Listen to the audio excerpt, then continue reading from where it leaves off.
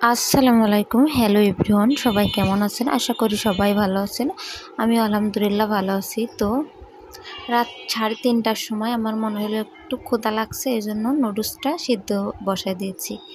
আমি একটু পানি পানি নুডলস খেতে খুব পছন্দ করি। এর ভিতর একটা কাঁচামরিচ দিয়েছি আর 2টা নুডলস সিদ্ধ করে দিয়েছি। আপনারা চাইলে এভাবে রান্না করে খেয়ে দেখতে পারেন কেমন লাগে। দেখতেই পাচ্ছেন এখন রাত 3:40 বাজে। আমার বাবুটা অনেক অসুস্থ, কাশি দিয়েছে, কাশতে কাশতে বমি করতেছে, কিছু খাইতে পারতেছে না, শুধু বমি করতেছে। আর ওর খালামণির কাছে দিয়ে আমি এটা রান্না করে নিলাম একটু।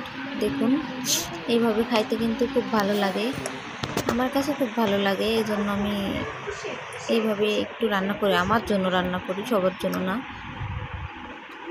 দেখতে পাচ্ছেন তো আমার বাবুটা ঘুমোতেই পারছিল না রাত্রে, এই জন্য সারা রাত জেগেছিলাম।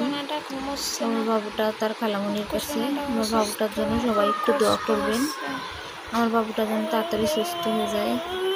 এত পরিমাণও ঠান্ডা লাগে 2 দিন পর পর। সবাই একটু দোয়া করে দিবেন। ভিডিওটা ভালো লাগলে লাইক, কমেন্ট, শেয়ার করে পাশে থাকবেন। আল্লাহ হাফেজ।